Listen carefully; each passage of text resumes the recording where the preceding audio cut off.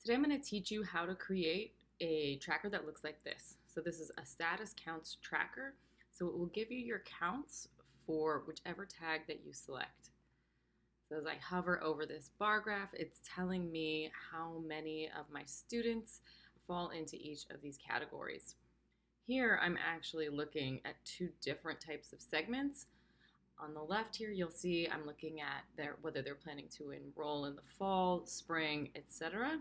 And across the top, it shows me that my colors are showing me of those people in each of the categories on the left, which ones are completing an essay, have completed an essay, etc. So you can make these two layered bar graphs. You can also just make them single layer, where you would just have this planning to enroll or whichever particular tag you're looking for. So that's what I'm going to show you how to create. To get started, you're going to go to Track, Add New, create a tracker, choose Status Counts, which is the last one here, choose Options. Now I'm going to give this a name. So just real quick, this is my post-secondary plan tracker. Then you make sure you've got the correct data type. If you've got any high school or other subcategory, you would select it here. If you only have access to one subcategory, you're going to leave that blank. The next section here, it's asking you if you want to filter the data, which means do you want to exclude anyone? If you do not want to exclude anyone, you leave these at any. But for instance, if you wanted to limit your status counts tracker to show you only a certain group of students, you would select from your choices here.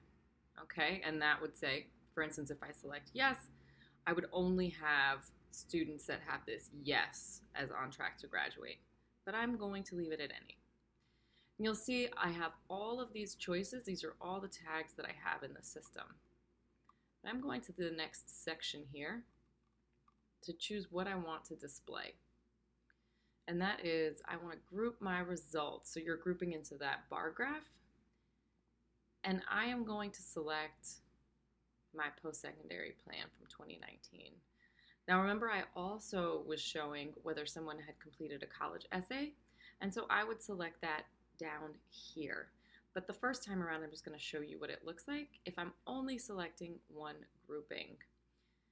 Now further down, you've got more choices, but really if you're just doing some basic graphing and you don't know if you're using any, for example, linked workspaces, you're just going to stop here.